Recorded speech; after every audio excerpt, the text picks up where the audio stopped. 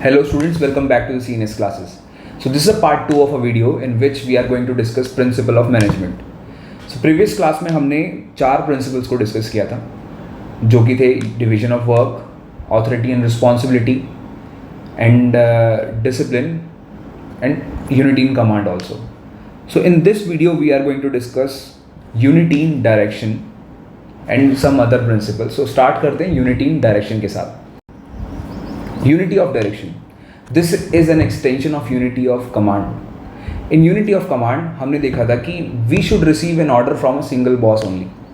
अगर हमें एक से ज़्यादा बॉस से ऑर्डर मिलेंगे so we will got confused, right? Employees will get confused. Same thing जो unity in direction है ना, it is an expansion, yes, it is an extension of unity of command. In unity of command we are just talking about single boss. In unity of direction हम बात करते हैं single boss के साथ साथ एक जो डायरेक्शन होगा ना सबका वो भी एक सिंगल वे में हो, एक सिंगल डायरेक्शन में सारे एम्प्लॉयज़ मूव करें, एक टीम जो है सिंगल डायरेक्शन में मूव करे. So unity of direction is all about one head one plan, one team, एक टीम के लिए एक हेड हो और एक ही प्लान हो. यानी कि अगर जो पूरी टीम है ना वो एक ही प्लान पे काम करे एक बारी में. एक से ज़्यादा प्लान पे अगर आप काम करोगे तो आप कभी भी सक्सेसफुली कोई भी काम अच्छे से अचीव नहीं कर पाएंगे. इफेक्टिवली और efficiently it is not possible to achieve objective if we have more than one objective, right? So according to this principle is an extension of unity of command. This principle implies that there should be one head one plan for the group of person having the same objective. यानी कि एक department के लिए एक plan होना चाहिए और उन पे एक ही हेड होना चाहिए. So one head means unity of command and one plan means unity of direction. अगर आपके एक से ज़्यादा प्लान होंगे तो आप कभी भी सक्सेसफुली काम नहीं कर पाएंगे simultaneously. So unity of direction is all about we must have one plan for one team and we must have one boss, right? So it is an expansion of unity of command. Okay. Subordination of individual interest over general interest. According to Fayol, जब भी कभी है ना आप dilemma में हैं, एक manager एक डिलेमा में, कन्फ्यूजन में है कि उसको पर्सनल इंटरेस्ट देखना चाहिए किसी एम्प्लॉय का और जनरली पूरी फर्म का इंटरेस्ट देखना चाहिए, तो उसको हमेशा फर्म का इंटरेस्ट सेलेक्ट करना चाहिए. सी पर्सनल इंटरेस्ट को हमेशा हमें अवॉइड करके फर्म के इंटरेस्ट को देखना चाहिए. मैं एक एग्जांपल लेता हूँ. मान लीजिए ये केस स्टडी भी आपकी एक बार एग्ज़ाम में आई हुई है. ऐसी एक मैनेजर था, उसको हॉलीडेज़ की रिक्वायरमेंट थी, छुट्टी की रिक्वायरमेंट थी, तो उसने कुछ हॉलीडेज़ प्लान करी. ठीक है, से 25 to 30 अप्रैल उसने कुछ हॉलीडेज़ प्लान करी. उसके लिए लीव भी उसने ऑर्गेनाइजेशन में दी. ठीक है, तो इन अ मीन टाइम उसको पता चलता है कि 25 को एक बहुत इंपॉर्टेंट कंसाइनमेंट जाना है उनकी फर्म का या उनकी कंपनी का कोई बहुत बड़ा जो कंसाइनमेंट है, एक ऑर्डर है, वो उस दिन पास होना है. सो उसने क्या करा, 25 के जो ऑफ लिया था ना उसने उसको कैंसिल करके उस दिन वो फर्म में आया, अपने बिजनेस में आया और उसने अपनी रिस्पॉन्सिबिलिटी पूरी करी और उसके बाद वो छुट्टियों पे गया. सो इस केस में आप देख सकते हैं एम्प्लॉय ने, जो मैनेजर है, उसने अपना इंडिविजुअल इंटरेस्ट जो कि लीव था उसको छोड़ा और ऑर्गेनाइजेशन के इंटरेस्ट को फोकस किया. ऑर्गेनाइजेशन का इंटरेस्ट ज़्यादा ज़रूरी समझा. तो अकॉर्डिंग टू फ्योल अगर सब एम्प्लॉय, सब मैनेजर, सब top level management, middle level management, line management, सारे सबऑर्डिनेट्स अगर एम्प्लॉयज़ अपने बारे में ना सोच के अगर ऑर्गेनाइजेशन के बारे में सोचेंगे तो ऑर्गेनाइजेशन बहुत अच्छे से ग्रो करेगी और ऑटोमेटिकली वो लोग भी ग्रो करेंगे.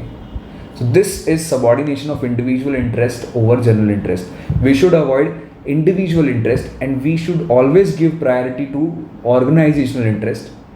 ठीक है, हमेशा हमें ऑर्गेनाइजेशनल इंटरेस्ट को प्रायोरिटी देनी चाहिए, इंडिविजुअल इंटरेस्ट को प्रायोरिटी ना देके. सो ये था subordination of individual interest over general interest. अब एक और एग्जांपल देखिए इसका. किसी केस स्टडी आई हुई है हमारे पास subordination of individual interest over general interest की, कि एक मैनेजर है ना प्रिंट आउट्स अपनी फॉर्म से अपने घर पे पर्सनल यूज़ के लिए प्रिंट आउट्स लेके जाता था. तब उसको देख के, मैनेजर को देख के ना सबऑर्डिनेट्स ने भी यही करना शुरू करा. अपने उनके एम्प्लॉयज़ ने भी क्या करना शुरू किया, प्रिंट आउट्स जो होते थे स्टेशनरीज को यूज़ करना शुरू किया for their personal use. It leads to increase in a stationery cost. Of an organisation. इससे क्या हुआ, ऑर्गेनाइजेशन की स्टेशनरी कॉस्ट इंक्रीज़ हुई और ऑर्गेनाइजेशन का एक एक्सपेंस वाला पार्ट थोड़ा इंक्रीज़ हुआ। सो यहाँ पे क्या हुआ कि इंडिविजुअल इंटरेस्ट ने ज़्यादा प्रायोरिटी ले ली, फोकस ले लिया और जनरल इंटरेस्ट डाउन चला गया। सो हमें ऐसा नहीं होने देना चाहिए, ये वायलेशन है इस प्रिंसिपल का, subordination of individual interest over general interest. Hope आपको क्लियर हो गया होगा। Remuneration to a personal, according to this principle organisation को अपने एम्प्लॉयज़ को फेयर वेजेस पे करनी चाहिए according to the minimum wage act of a state. एक हर एक स्टेट का मिनिमम वेज एक्ट होता है, उसमें जितनी वेजेस लिखी है उतनी तो कम से कम पे करनी ही चाहिए, सो दैट वो अपनी स्टैंडर्ड ऑफ लिविंग को बहुत अच्छे से जी पाएँ। ठीक है, so employees should be paid Fairlie.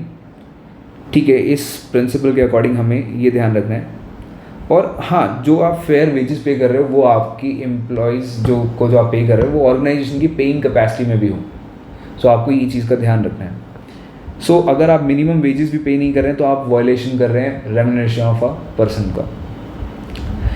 Next principle is centralisation and decentralisation.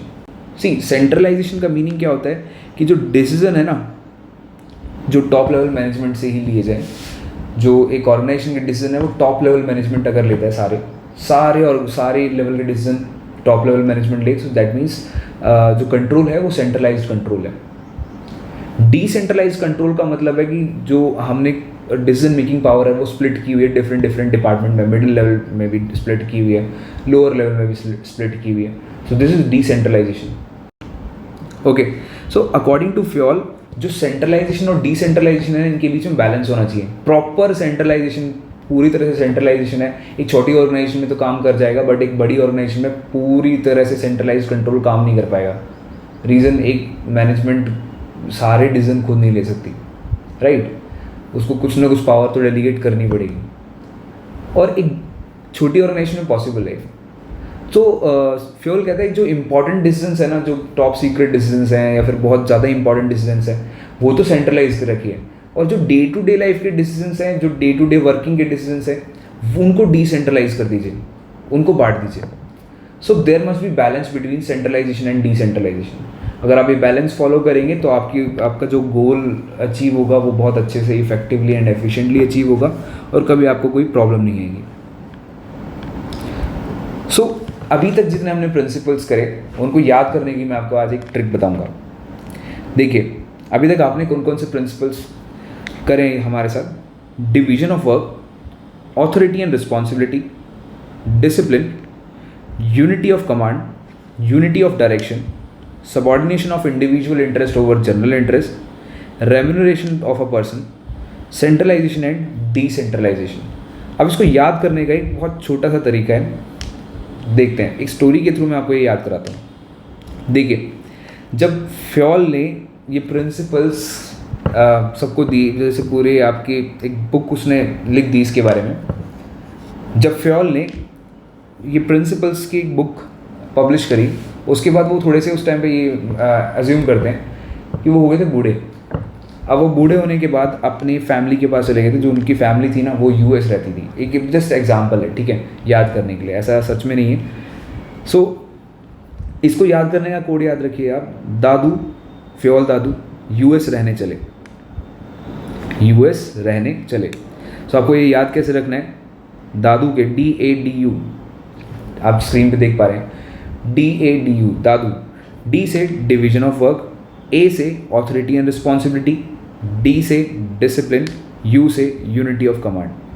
अब यूएस के यू से यूनिटी ऑफ डायरेक्शन, एस से subordination of individual interest over general interest, R से remuneration of a person, C से centralisation and decentralisation. तो बहुत simple way में आपने ये सारे प्रिंसिपल्स याद कर लिए। अभी थोड़े बहुत जो बचे उनके लिए एक बैलेंस के लिए एक और कोड बनाएंगे, वो भी इसी से रिलेटेड होगा, आपको बहुत आसानी से याद हो जाएगा, don't worry. Division of work दोबारा से एक बार रिवाइज करते हैं। डी से, दादू के डी से डिवीजन ऑफ वर्क, ए से ऑथोरिटी एंड रिस्पॉन्सिबिलिटी, डी से डिसिप्लिन, यू से यूनिटी ऑफ कमांड, यूएस के यू से यूनिटी ऑफ डायरेक्शन, एस से subordination of individual interest over general interest, रहने के आर से रेम्यूनरेशन ऑफ अ पर्सनल, सी से सेंट्रलाइजेशन एंड डिसेंट्रलाइजेशन। होप आपको ये याद हो गए होंगे। सो बाकी के जितने प्रिंसिपल्स अभी बचते हैं हम करेंगे उसको नेक्स्ट वीडियो में। तब तक के लिए bye bye, take care and have a nice day.